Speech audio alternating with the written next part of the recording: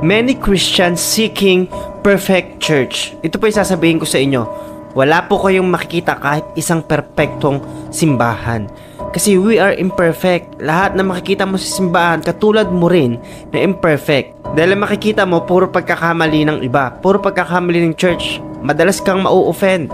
Madalas kang masasaktan. Kasi walang perpekto. Kasi kung naghahanap ka ng simbahang makakapagligtas ng iyong kaluluwa, you are wasting your life. Wala po kayong makahanap na ganun. Dahil ang daan patungo sa kalangitan, walang iba kundi ang Panginoong Hesukristo. John chapter 14 verse 6. Sumagot si Jesus, "Ako ang daan ng katotohanan at ang buhay.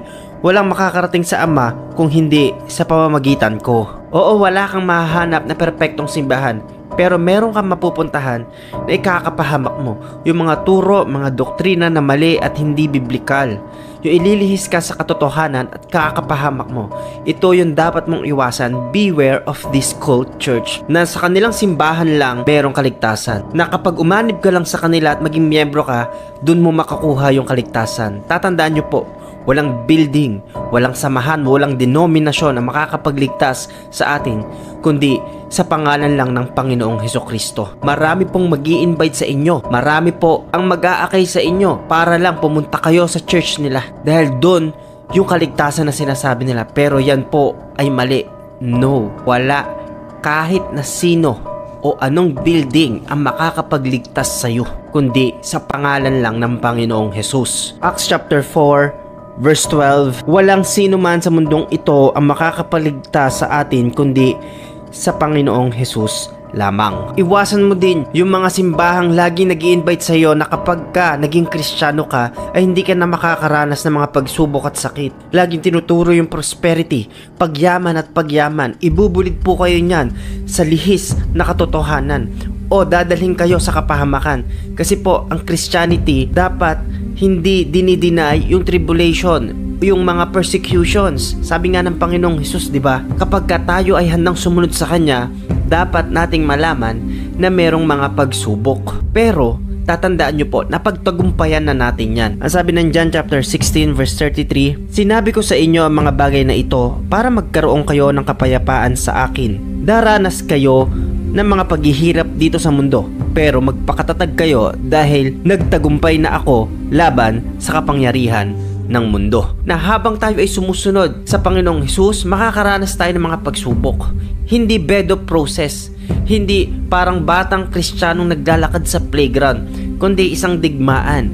Pero tatandaan nyo po, we are more than conqueror. Kaya iwasan natin yung mga turo na kapag naging Kristiyano ka, ikaw ay hindi na makakaranas ng sakit ng pagsubok. No. Sinabi mismo ng Panginoong Hesus ito, makakaranas tayo ng samot-sari. Pero tatandaan nyo na pagtagumpayan na ng Panginoong Hesus ang mga bagay na yun, mapagtatagumpayan mo rin. Iwasan mo din mga nagtuturo ng ganito, yung merong langit pero walang impyerno.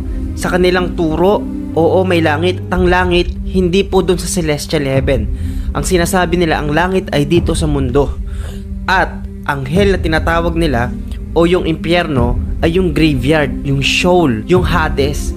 Pero hindi po yun yung tinutukoy ng Bible, kasi merong langit doon sa dwelling place ng Panginoon at merong lake of fire.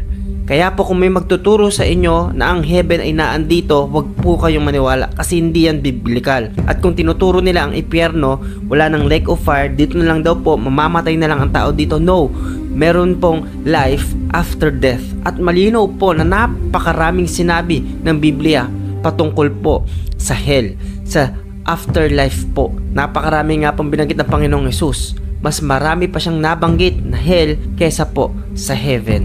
Kasi po, meron pang patutunguhan ng buhay natin pagkatapos po dito sa mundo. Kasi kung maniniwala tayo na ang langit ay dito lang at ang hell ay ang kamatayan lang, binabaliwala natin yung ginawa ng Panginoong Hesukristo sa krus ng Kalbaryo. Dinideny natin yung resurrection ng Panginoong Hesukristo. Kaya wag po kayo maniniwala na ang langit ay dito sa mundo at ang impyerno ay ang pagkamatay lang, yung Sheol, yung Hades. Hindi po. Lugar lang po ng mga patay po yan, sinasabi ng Bible. Merong lake of fire, pero sa lahat ng mga magtatagumpay at tinanggap ang Panginoon, merong pinangakong langit.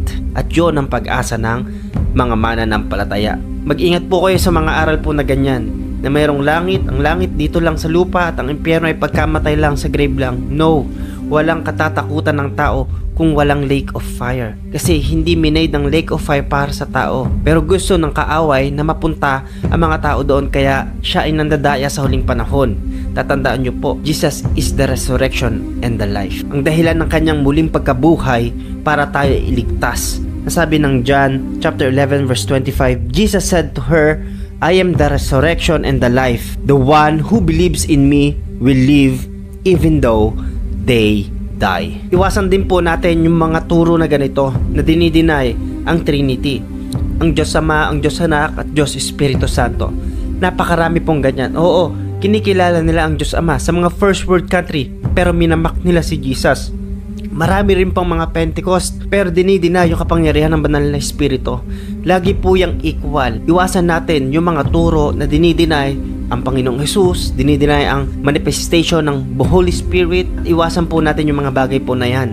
Malinaw na sinasabi ng Bible na sila po ay nagkakaisa sa pagiging isang Diyos. Basahin natin yung Matthew chapter 28 verse 19. Kaya puntahan nyo ang lahat ng mga lahi at gawin silang mga tagasunod ko. Bautismuhan nyo sila sa pangalan ng Ama at ng Anak at ng Banal na Espiritu Santo. Malinaw po doon na nagkakaisa yung tatlo. Yan ang bili ng Panginoong Jesus bago po siya pumunta sa langit. Ito pa po yung isang patunay na tayo ay merong isang Diyos nagkakaisa sa tatlong persona. Ang sabi po ng Mateo chapter 3 verse 16 hanggang 17, nang mabautismuhan si Jesus, umahon siya sa tubig. Bumukas ang langit at nakita ni Jesus ang Espiritu Santo o Espiritu ng Diyos na bumababa sa kanya tulad ng isang kalapati, at may boses na rinig mula sa langit na nagsasabi, ito ang minamahal kong anak na lubos kong kinalulugdan.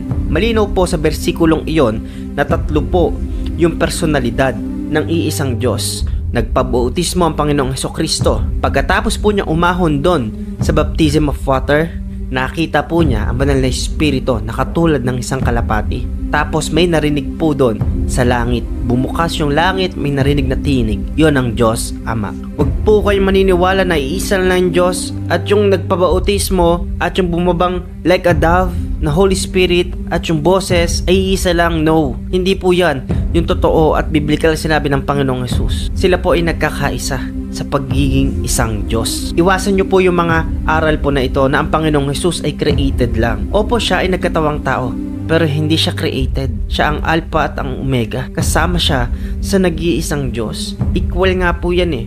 Father God, Holy Spirit, and God the Son. Iwasan nyo po yung mga turo na dinideny ang pagka-Diyos ng Panginoong Jesus at dinideny yung pagiging Savior ng ating Panginoon. Kasi po, laganap na po yan. First world country, kahit po dito sa bansang Pilipinas pa lamang, marami na pong dinideny ang pagka-Diyos at tagapagligtas ng Panginoong Hesukristo. Ito ang sabi ng Romans chapter 10 verse 9, if with your mouth confess Jesus is Lord and believe in your heart that God raised Him from the death, you will be saved. Tatandaan nyo po to, kapatid. Tayo po ay nasa huling panahon na. Ang sabi ng Panginoon sa Matthew chapter 24, marami magpapakilala na siya ang tagapagligtas o nasa kanila ang kaligtasan. Pero wag po kayong magpapadaya dahil darating sa point na napakarami po ang madadaya na mga ito. I hope na isa ka sa maninindigan sa katotohanan at sa kaligtasan nagmumula sa ating Panginoong Hesukristo. Salamat sa iyo kung nakarating ka sa huling part na video ito. Nais ko na i-share mo to at spread ang katotohanan nagmumula sa ating Panginoon. Marami ka namang natutunan. Kung may tanong ka, let me know in the comment section. Napapanood mo to sa Facebook, like kayo, follow po kayo.